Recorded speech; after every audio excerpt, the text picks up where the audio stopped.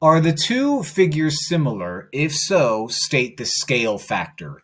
Figures are similar if you take all of the corresponding sides, make a fraction out of all of those sides, and the fractions are the same. For example, 12 matches up with 40, so 12 over 40.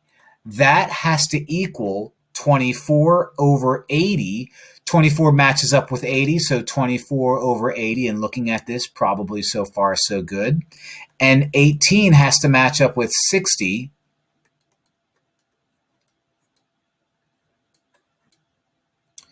So divide by 4, divide by 4. So that's 3 over 10.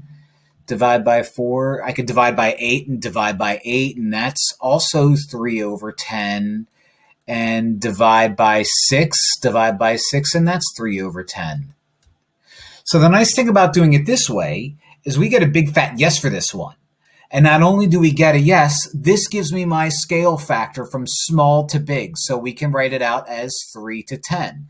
I believe more often than not they want you to do small to big when they ask you for scale factor.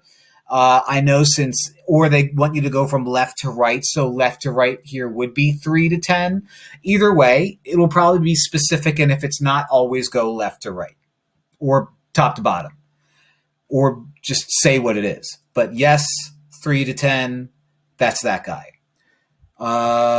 Since I have a whole lot of congruent stuff going on here, I don't have to worry so much. 18 matches up with 54, so I'll do 18 over 54. That's got to match up with 6 over 21. Okay. 18 and 54, I can divide them both by 9, and that I can divide them both by 18, and that gets me 1/3. 6 over 21 is, I can divide you by 3, I can divide you by 3, 2 over 7. No, these aren't similar. These aren't similar at all. Shame.